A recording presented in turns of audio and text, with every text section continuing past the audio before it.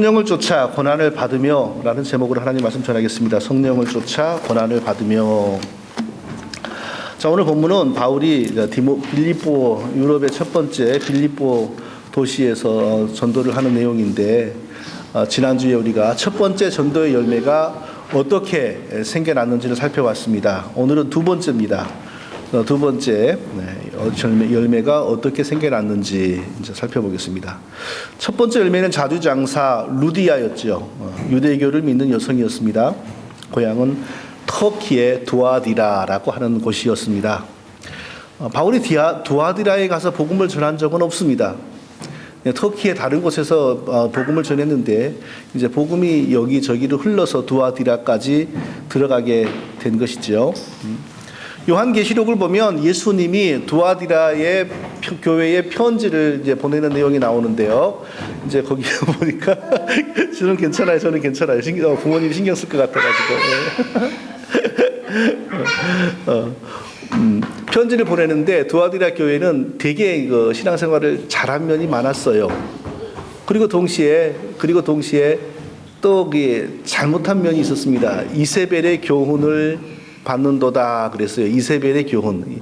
그러니까 열심히 봉사를 하는데 이세벨의 교훈을 받는다. 다른 복음을 쫓았다. 또 쉬운 말로 말하면 좀 이단 사상을 쫓았다. 이런 뜻입니다. 열심히 봉사를 하는데 다른 복음을 따른다. 이게 참 현대 교회에 많이 일어나고 있는 문제지요. 처음 있는 문제가 아니고 옛날부터 있었던 사상입니다. 자, 거기에 있는 사람이, 유대교를 믿는 여성이 뭐 어떻게 거기를 갔는지 알 수가 없죠. 그런데 빌립보에 있다가 사도 바울을 만났습니다. 사도 바울이 복음을 전하니까 너무나 쉽게 그 복음을 싹 수용하고 구원을 받는 겁니다. 구원을 받을 뿐만 아니라 바울을 자기 집에 모시고 가서 온 가족에게 복음을 전하게 하고 온 가족이 세리를 받았습니다. 그리고 그뿐만이 아니라 바울에게 나를 진짜 하나님 백성으로 여기신다면 딴 데 가지 말고 우리 집에서 사시면서 여기에서 복음을 전하시고 교회를 개척하십시오 라고 하는 겁니다. 놀라운 일이죠.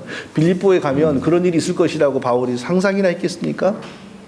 이런 일은 바울이 위대해서 벌어지는 일이 아니고 하나님께서 계획하시고 작정하신 일, 하나님이 섭리가 드러나는 것이죠. 섭리가 뭡니까 하면 좀 설명하기가 곤란하고 어렵습니다. 섭리, 운명론인가? 하나님이 다 운명을 정했다는 것인가? 이렇게 들릴 수 있죠. 근데 운명론은 우리가 아무것도 할 필요도 없고 아무것도 하지 않아도 어차피 될 일은 다 된다라고 하는 게 운명론이고요. 하나님의 섭리는 그것과 다릅니다. 우리가 우리의 목적과 꿈을 이루기 위해서 열심히 노력하고 열심히 추구하고 이런 게 다 필요합니다. 그럼에도 불구하고 하나님이 우리의 인격과 우리의 행위와 우리의 선택을 다 존중해 주시면서 자기의 뜻을 이루기 위하여 우리의 삶을 통제하시고 우리의 길을 인도해 주십니다. 그러니까 우리는 우리 나름대로 열심히 일하고 열심히 공부하고 열심히 목표를 추구하는데, 그런데 하나님의 통치하심과 다스리심이 우리 삶을 계속 작용하는 겁니다. 그래서 결국은 하나님이 뜻하시는 일이 우리에게 드러나는 거죠. 바울이 아시아에서 더 복음을 전하기 위해서 애를 썼는데 아시아에서 복음을 전할 수 있는 길이 열리지가 않았습니다. 이리 가려고 해도 안 되고 저리 가려고 해도 안 되고, 그런데 밤에 하나님께서 특별하신 방법으로 마게도니아 사람의 형상이 나타나서 자기에게 오라고 손짓을 하는 겁니다. 그래서 바울이 하나님께서 나를 이 아시아에 머물게 하지 않고 유럽으로 보내려고 하는구나 라고 하는 생각을 가지고 확신을 하게 되죠. 그래서 유럽으로 건너가서 첫 번째 간 도시가 빌립보인데, 빌립보에 갔더니 세상에 이 루디아와 같은 준비된 사람이 딱하니 기다리고 있다가 예수님을 믿을 뿐만 아니라 바울을 도와 적극적으로 빌립보 교회를 개척하는 일에 힘을 합하는 겁니다. 이게 바로 하나님의 섭리입니다. 여기 있는 우리에게는 하나님의 섭리가 언제나 있습니다. 우리는 잠시도 하나님으로부터 버려진 적이 없는 사람들입니다. 언제나 하나님의 보이지 않은 손이 우리와 함께 하시는데 절대로 그것은 우리가 아무 일도 하지 않고 가만히 있어야 된다라는 뜻이 아닙니다. 우리는 우리의 생각과 우리의 마음과 우리의 판단과 우리의 가치관을 가지고 열심히 추구하고 열심히 공부하고 목표를 향하여 쫓아갑니다. 그런데 하나님의 뜻을 이루시기 위하여 하나님의 방법을 위해 삶을 계속 주관하신다는 겁니다. 이 과정이 역동적인 거죠. 하나님의 예정, 하나님의 섭리를 잘못 이해하면 그거 운명론 아닙니까? 그거 아무것도 안 하고 가만히 있으라는 거 아닙니까? 그런 게 어디 있습니까? 이렇게 따지고 덤비려고 하는데 절대 그게 아닙니다. 우리의 선택, 우리의 인격, 우리의 노력 다 중요합니다. 하나님 안에서 다 크게 작용을 합니다. 그런데 전능하신 하나님께서 더 우리의 삶을 통제하시고 이끌어 가시는 과정에서 하나님의 뜻이 이루어지는 겁니다. 그러므로 우리는 모든 일에 하나님께 감사하고 항상 기도하고 항상 하나님께 영광 돌리는 마음의 자세를 가져야 되는 겁니다. 자, 그게 바로 첫 빌립보에서 나타난 전도의 첫 번째 열매를 통하여 우리가 알 수 있는 사실이고요. 오늘은 두 번째입니다. 두 번째 전도의 열매가 탄생하는 과정에서 발견되는 중요한 사실 두 가지를 알아보겠습니다. 첫째로 복음은, 영혼의 구원은 오직 성령과 성령의 사람과 그리고 성경을 통하여서 성경의 복음을 통하여서만 이루어진다는 사실입니다. 16절을 보니까 우리가 기도하는 곳에 가다가 저 많은 귀신 들린 요정 하나를 만나니라고 있습니다. 바울이 참 기도하는 사람이었습니다. 성경에 보면 바울이 쓴 모든 편지에 기도가 얼마나 강조가 되어 있는지 모릅니다. 그런데 결코 바울은 자기는 기도하지 않으면서 남에게만 기도하라고 가르치는 사람이 아니었습니다. 선교의 현장에서도 그리고 선교를 마치고 본국에 돌아가서도 어디에서나 항상 기도에 힘썼습니다. 이 빌립보 선교 현장에서도 기도하러 가다가, 기도하는 곳으로 가다가 기도하는 장소를 정해놓고 기도한다는 거죠. 그런데 어떤 사람을 만났냐? 귀신 들린 요정 하나를 만났습니다. 귀신 들린 요정. 어떤 사람인지 우리가 알죠? 특히 좀 미국에서는 이런 사람이 어디에 사는지 또 이런 사람들을 뭐라고 부르는지 모르지만 우리 한국에서 너무 잘 알지 않습니까? 저 많은 사람, 점쟁이 뭐 그런 거 많이 있지 않습니까? 점쟁이도 이게 진짜 점쟁이가 있고 가짜 점쟁이가 있다 그래요. 진짜 가짜 점쟁이는 이렇게 일종의 자기의 느낌과 또 그리고 통계학을 의존하는 거죠. 그리고 사람이 하는 말을 들어보고 나서 이제 자기가 머리를 굴리고 해서 말을 하는 거고, 진짜 점쟁이는 신이 이제 영감을 주어 가지고 하는 거죠.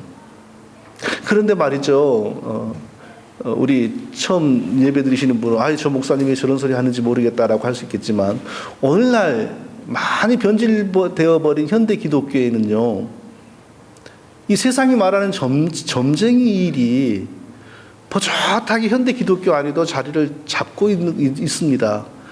그게 뭐 명칭은 전혀 아주 기독교적인 용어죠. 예언사역, 투시의 은사, 지식의 말씀, 이런 모습으로 기독교 안에도 이미 자리를 잡고 있어요.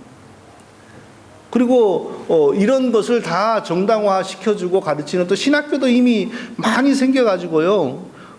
그 신학적으로 그런 걸 배우고 실제로 행하는 사람들이 현대 기독교 안에 얼마나 많은지 모릅니다. 자, 그런데 정확하게 뭐 예언이니 투시니 지식의 말씀이니 다 같은 겁니다. 하지만 이 예언 하나로 우리가 통일해서 부르죠. 성경의 예언은, 기독교 예언은 처음부터 끝까지 두 종류밖에 없습니다. 첫째로는 하나님이 구약의 선지자들과 신약의 사도들을 통하여 주신 구원의 말씀, 계시의 말씀, 그 성경 66권이 됐죠. 성경 66권 그 자체가 하나님의 말씀이 예언입니다.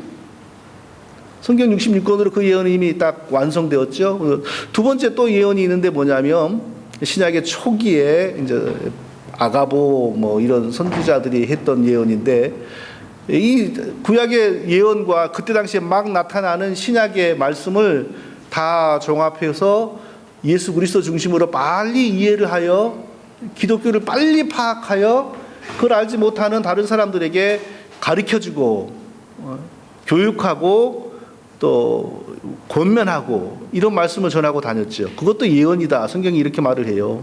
그러니까 오늘날에는 성경을 아주 성령의 조명하심 가운데 잘 배우고 잘 파악하여 우리의 현실 속에서 우리가 성경적으로 어찌 살아야 될 것을 가리키는, 그러니까 상당 부분 설교와 유사한 거죠.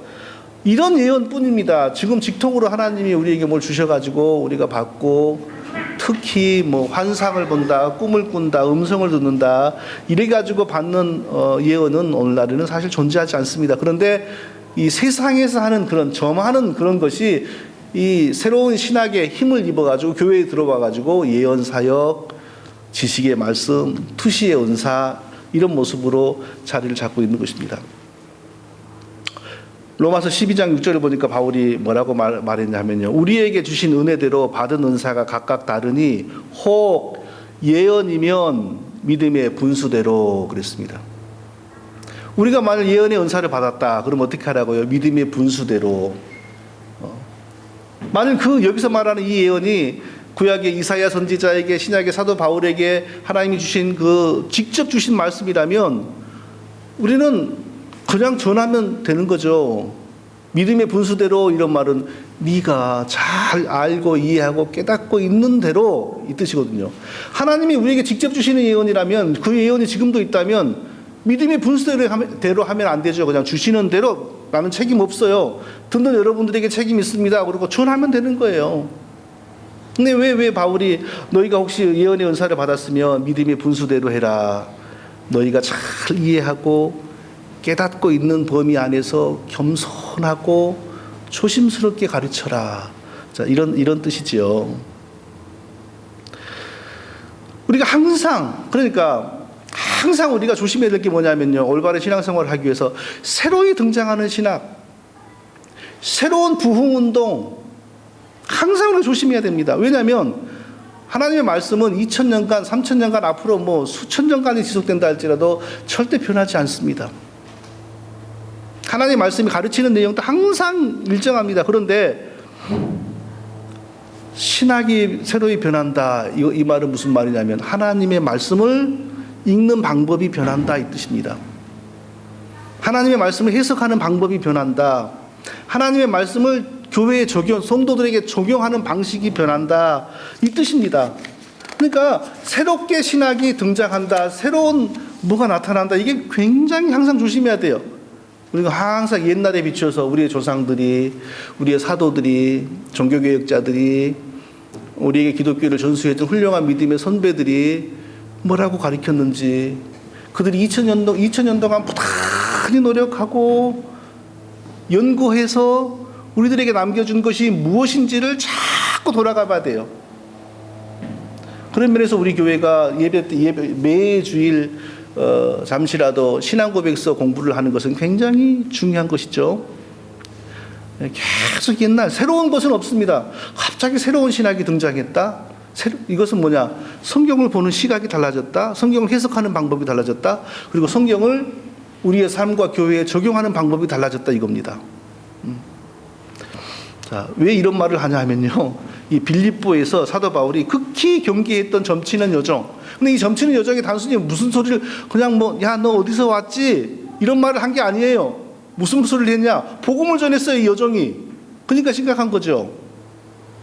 이 여정이 바울이 딱 오는 걸 보고 옆으로 딱 오더니 사람들에게 뭐라 하냐면 큰 소리를 외치는 거예요. 뭐라고 외치냐면은, 여러분, 이 사람이 누군지 아세요? 여러분에게 구원의 길을 전하러 온 사람입니다. 지극히 높으신 하나님이 여러분에게 구원의 길을 전하기 위하여 보낸 사람입니다. 이렇게 외치는 거예요. 아니, 바울이 지금 외쳐야 될 것을 누가 외쳐주고 있는 거예요? 이 저 많은 귀신 들린 여종이 외쳐주고 있는 거예요. 그러니까 참 모습이 이상하죠. 참 이상해졌어요. 근데 하루 이틀 이러고 마는 것이 아니었어요. 여러 날 동안 바울이 전도만 하러 가려고 그러면 딱 앞장서고 가면서, 여러분, 이 사람의 말을 들으세요. 이 사람은 여러분에게 구원의 길을 가르쳐주기 위해서 찾아온 지극히 높으신 하나님의 선교사입니다. 이렇게 외칩니다. 그러니까 바울이 나중에는 참 힘들었던 것 같아요. 성도님들 어떻게 생각하세요? 이런 일은 좋은 일입니까? 나쁜 일입니까? 어떤 방식으로건 예수님이 전해지면 좋은 거잖아요, 이렇게 생각하는 것은 우리가 너무 순진한 거죠. 좋은 일이 아닙니다. 우리가 항상 기억해야 됩니다. 전도는 오직 성령의 힘으로만 가능합니다. 전도는 오직 성령의 힘으로만 성령의 쓰임을 받는 사람들을 통하여 성경 말씀을 통하여만 일어나는 겁니다. 절대 다른 영으로는 전도를 할 수가 없습니다. 오직 성령으로만, 오직 성령의 역사를 따라서, 그리고 성경에 근거하여 성경이 수단이 되어서 전도가 가능하지, 절대 다른 영의 도움을 받아서 전도를 할 수 있고 영혼을 구원할 수 있는 것이 아닙니다.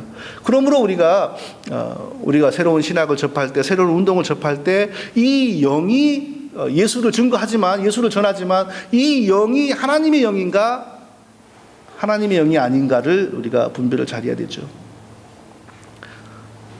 빌립이 자기 친구 나다니엘을 전도했습니다. 그래서 나다니엘이 가보자고 하니까 왔잖아요. 예수님 앞으로 왔지 않습니까? 여기 멀리 올 때 예수님이 나다나엘을 보고 저기 정말 간사하지 않은 참 이스라엘 사람이 오고 있다라고 말을 했습니다. 그걸 볼 때 우리가 전도는 사람이 하는 것 같아도 보이지 않는 성령께서 사람의 마음을 움직이시고 성령이 하신다는 걸 알 수 있어요. 절대 교회는 다른 영으로는 교회를 세울 수가 없습니다. 그 세워졌다라고 하는 것은 우리가 속고 있는 겁니다. 많은 사람이 그 부흥이 되었다, 다른 영으로는 절대 안 됩니다. 그래서 우리가 속는 겁니다. 그러므로 절대 이런 일과는 우리가 타협할 수가 없는 거죠. 절대 만약 그러면 바울은 왜 타협하지 않았을까요? 지금 점하는 귀신 들린 여종이 여러분 이 사람은 여러분에게 구원의 길을 보여주기 위하여 온 지극히 높은 하나님의 선지자입니다, 선교사입니다라고 하면 사람들이 관심을 보일 거 아니에요. 그럼에도 불구하고 바울이 아주 싫어했고 추방해 버립니다. 그 이유는 뭐겠어요? 시작은 그렇게 할지라도 같이 가면 반드시 복음을 변질시키기 때문입니다. 반드시 시작은 그렇게 할지라도 타협하거나 같이 가면 복음이 변질되기 때문에 절대로 함께 할 수가 없었던 것입니다.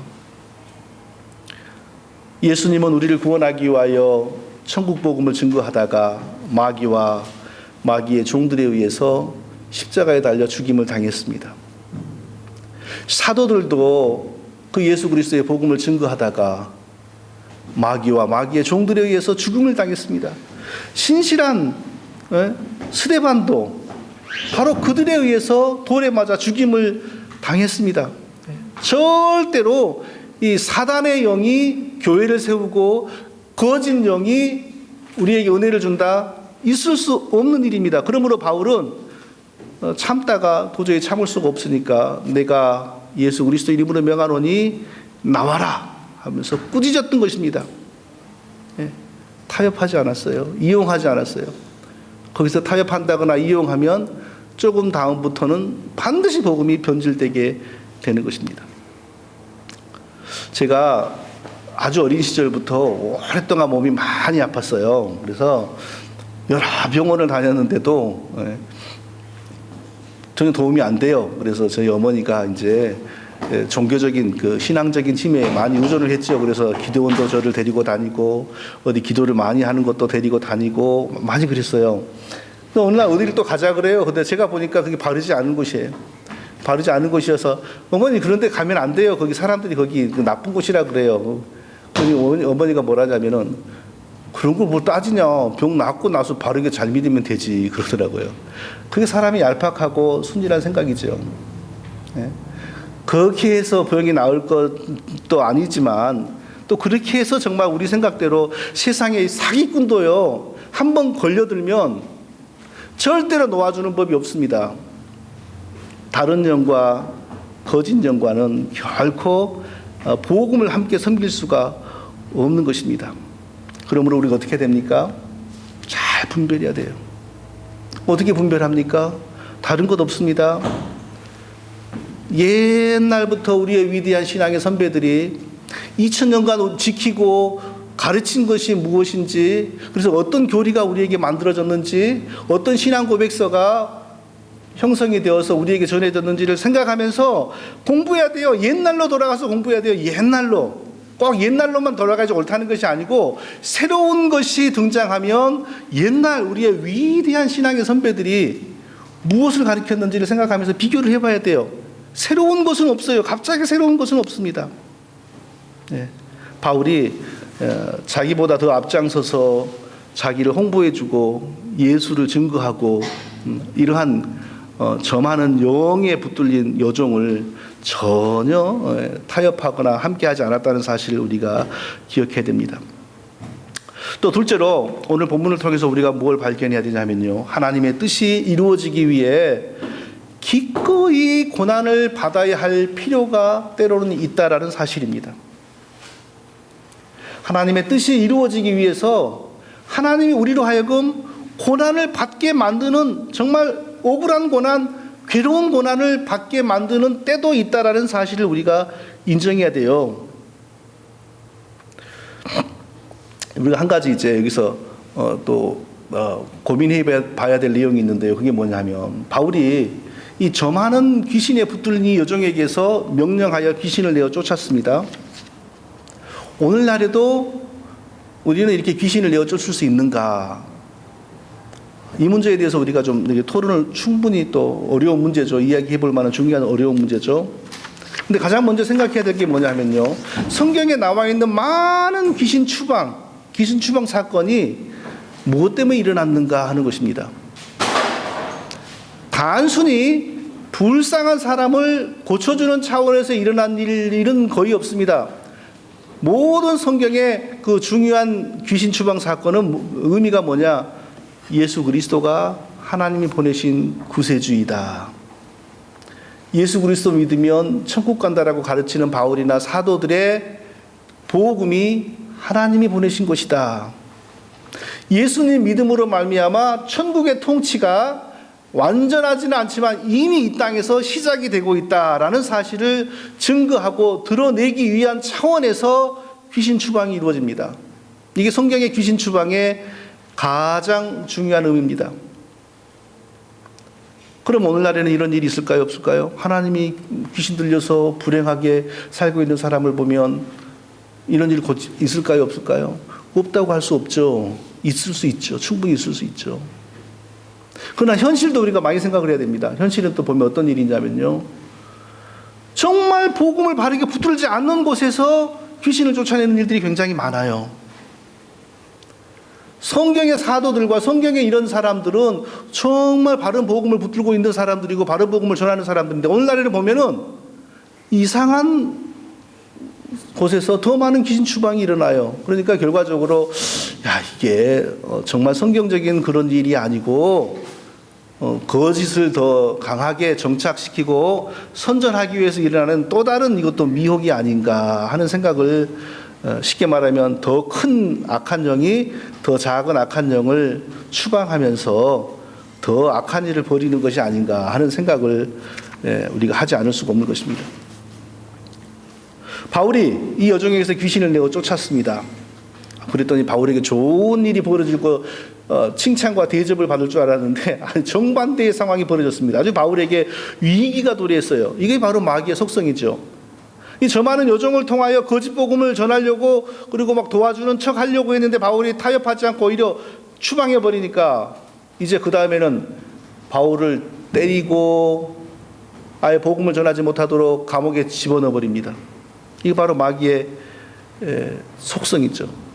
이런 방식으로 해서 복음을 흩트리지 못하면 다른 방법으로 아예 복음을 전하지 못하게 만드는 겁니다. 그럼 이 사람들은 과연 무슨 명분으로 바울에게 이런 매질을 하고 감옥에 집어넣는 일을 했을까요? 20절 21절을 보니까, 이 사람은 유대인인데 우리 성을 심히 요란하게 하여 로마 사람인 우리가 받지도 못하고 행치도 못할 풍속을 전한다 하거늘, 이렇게 되어 있습니다. 이게 바로 그들이 바울을 때리고 감옥에 집어넣은 명분이었습니다.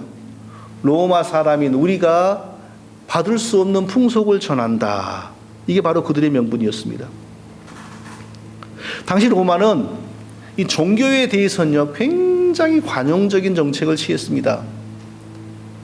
그래서 식민지 백성들이 세금만 잘 내면 무슨 종교를 믿든지 거의 이렇게 회방하지 않고 그냥 놔뒀어요. 그런데 한 가지가 있었는데 뭐냐면 당시에 로마에 뭐 12동판법 이런 게 있었다고 합니다. 12동판법. 근데 그 안에 무슨 내용이 있냐면 한 민족은 자기들의 신을 마음대로 바꿀 수 없다. 이런 조항이 있었다 그래요. 이게 무슨 말이냐 하면은 자기가 내가 내 종교를 갖는 건 자유입니다. 그런데 한 민족의 종교를 바꾸기 위해서 적극적으로 전도를 한다거나 이런 건 불법이다 라는 거죠. 내가 내 종교를 갖는 건 자유입니다. 그런데 다른 사람이 내 종교를 가져라고 적극적으로 이렇게 선교하는 게 불법이라 이거죠. 지금도 중국이 그렇다고 하지 않습니까? 내가 교회 다니는 건 문제가 안 돼요. 그런데 문제는 다른 사람에게 교회 다니자고 전도하는 게 불법입니다. 그 법이 적용되면은 그 안에서 전도하는 모든 선교사와 복음 전도자들은 다 불법이죠. 그러니까 중국 공안이 가서 문제를 삼으면 안 걸릴 데가 없어요. 그러니까 선교사들이 막 추방되지 않습니까? 그냥 놔두면 놔두는 건데 가서 문제를 삼으면 다 추방되는 거예요. 지금 이런 법이 바울에게 적용이 된 겁니다. 근데 이 점하는 여종의 주인이 굉장히 화가 많이 난 것 같아요. 이제 여종이 점을 못하니까 돈을 못 벌잖아요. 근데 돈도 좀 어느 정도 있으니까 또 관원들을 빨리 이렇게 돈을 써서 매수한 것 같아요. 그러니까 관원들이 빨리 같이 움직이는 거예요. 같이 움직여가지고 바울을 잡아다가 이런 법을 들먹이면서 로마 사람들이 받지 못할 풍속을 전하는 너는 누구냐 하면서 매질을 하고 그리고 감옥에 가두는 겁니다. 사단이 이렇게 국가의 법을 이용하고 관원들을 이용하고 또 그 나라의 문화도 이용하여서 이렇게 그리스도인들을 핍박하고 박해하니까 그래서 마귀가 공중 권세를 잡았다. 성경이 이렇게 말하는 겁니다. 이 세상의 많은 부분이 마귀에게 다스림을 받고 있는 것입니다. 자, 하나님께서 빌립보에 교회를 세우기 위하여 지금 수고하고 있는 바울을 모르실까요? 바울이 지금 이렇게 억울한 매질을 받고 억울한 고난을 받고 억울하게 감옥까지 간 것을 하나님이 모르실까요? 하나님이 막으시려고 하시면 얼마든지 막을 수 있을 겁니다. 근데 왜 이런 일을 당하고 매질을 당하고 감옥에까지 가게 하셨을까요? 하나님이 이 빌립보에서 일찍 구원하기를 작정한 사람이 있는데 그 사람이 바로 이 감옥의 간수였기 때문입니다. 이 감옥의 간수를 구원하기 위해서는 전도자가 어디로 가야 되겠어요? 감옥을 가야죠. 이 감옥의 간수를 구원하기 위하여 하나님께서 사도 바울을 감옥에를 보내신 겁니다. 그런데 그 감옥에를 가는 과정이 어떤 과정입니까? 여종에게서 귀신 들린 여종에게서 귀신을 쫓아내고 그래서 그 여종의 주인이 화가 나서 성경에 나오지 않았지만 관원들과 재판관들에게 매수를 해서 바울을 잡아다가 매질을 하고 그리고 감옥에 가두는 거였어요. 하나님이 정하신 뜻, 하나님이 하시고자 하는 일이 이루어지기 위해서는요, 우리에게 전혀 예기치 않은 황당한 일이 벌어지기도 하고요, 엄청난 고난이 벌어지기도 합니다. 그때 우리가 어떤 생각을 해야 됩니까? 하나님 나를 버렸나? 이런 생각을 하는 것이 아니고 하나님이 무슨 일을 계획하시고 계시기에 이런 일이 벌어질까? 그런 생각을 해야 된다는 겁니다. 언제나 마귀는요, 자기 생각으로 아주 어마어마하게 발악하고 이 문제를 저지릅니다. 한 번도 마귀는, 악한 영은 내가 하나님이 하시는 일에 협조해 봐야지라는 생각을 하지 않습니다. 그냥 지금도 이 전도자를 매질을 하고 감옥에 가둬놔 버려야지 이 도시에서 전도를 못하겠거니 하고 매질을 하고 감옥에 가둬놨지 않습니까? 그런데 그게 바로 하나님이 구원하기로 작정한 사람들에게 전도자를 보내는 방법이었던 겁니다. 마귀는 언제나 하나님을 회방하지만 한 번도 하나님을 회방해 본 적이 없습니다. 예수님을 죽이면 하나님이 하시고자 하는 일이 안 될 줄 알았는데 예수님을 죽이니까 하나님이 하시고자 하는 제일 중요한 일이 이루어지잖아요. 이게 바로 마귀와 하나님의 관계입니다. 아무리 마귀가 영악해도 피조물이기 때문에 하나님을 대적하지 못합니다. 그러니까 우리는 우리에게 어떤 불행이, 어떤 황당한 일이 벌어질지라도 절대로 우리가 악한 마귀가 왜 이렇게 나를 못 살게 구는 건가 하고 그냥 마귀 중심으로 생각하면 안 됩니다. 하나님이 무엇을 이루고자, 하나님이 어떤 계획을 가지고 계시길래 이런 황당하고 억울한 일이 벌어질까? 이 일을 통하여 하나님이 무엇을 하시려고 하실까? 이런 생각을 해야 돼요. 그리고 동시에 뭐 해야 돼요? 신뢰하고요. 적극적으로 절대적으로 하나님을 신뢰하고 기도해야 되고요. 그 순간에도 감사하고 찬송해야 됩니다. 왜? 그게 하나님의 뜻과 무관하게 벌어진 일이 아니거든요. 내게는 괴로움이고 내게는 아픔이지만 하나님이 원하시는 일을 이루기 위하여 그런 일이 없이는 안 되는 일이기 때문에 하나님이 허락하신 거거든요. 그러니까 우리는 그럴수록 기도하고, 성경은 절대 우리에게 사기치는 책이 아닙니다. 항상 기뻐하라, 범사에 감사하라, 쉬지 말고 기도하라. 성경 우리에게 이렇게 말씀하는데 이유 없이 말씀하는 게 아닙니다. 우리가 병이 들어도, 우리가 시험에 떨어져도, 우리가 원하는 목표가 좌절되어도 그 하나님이 다 아시는 문제입니다. 정말 하나님 보시기에 필요한 일이고 좋은 일이고 있어야 될 일이라면 그때 분명히 일어났을 겁니다. 그런데 하나님의 계획이 따로 있기 때문에, 또 우리가 알지 못하는 일이 또 있기 때문에 다 벌어지는 일입니다. 그럼 우리는 언제나 소망을 품고 하나님께 기도하고, 바울처럼 매질을 당하고 감옥에 갇혔을지라도 바울이 한밤중에 일어나 하나님께 찬미하고 기도했더니 하나님의 놀라운 역사가 일어난 것처럼, 우리도 어떤 괴롭고 힘든 일을 만날지라도 하나님을 절대적으로 항상 신뢰해야 됩니다. 그리고 항상 기도해야 됩니다. 그게 마땅한 일입니다. 왜냐하면 우리의 매 순간을 하나님이 모르신 적이 없고, 우리가 생각하고 있는 걸 하나님이 못 보신 적이 없고, 우리가 행동하는 걸 하나님이 모르는 적이 없습니다. 그럼에도 불구하고 하나님은 깊으신 뜻을 이루시기 위하여 우리에게 그런 일을 허락하셨고, 또 보이지 않는 손으로 계속 우리를 다스리고 계시고 통치하고 계시므로 한순간도 우리가 하나님의 눈 밖에 벗어나 본 적이 없습니다. 그러므로 언제나 소망을 가지고 소망 가운데 인내하면서 기도하고 하나님께 감사하기를 쉬지 않아야 되는 것입니다. 우리 모두가 바울처럼 그렇게 매질을 당하고 감옥에 갇혀서도 일어나 찬미하고 기도했던 바울처럼 우리가 매사에 무슨 일을 만날지라도 그와 같은 자세로 하나님을 신뢰할 수 있기를 예수님의 이름으로 축원드립니다. 거룩하신 아버지 하나님, 우리에게 바울과 같은 믿음을 허락하여 주시옵소서. 영적인 분별력을 주시고 올바른 믿음을 주시고 무슨 일을 만날지라도 소망 가운데 인내하고 감사하며 기도하는 우리 모두가 다 되게 하여 주시옵소서. 예수님의 이름으로 기도합니다. 아멘. 반주자님이 안 계시네. 예.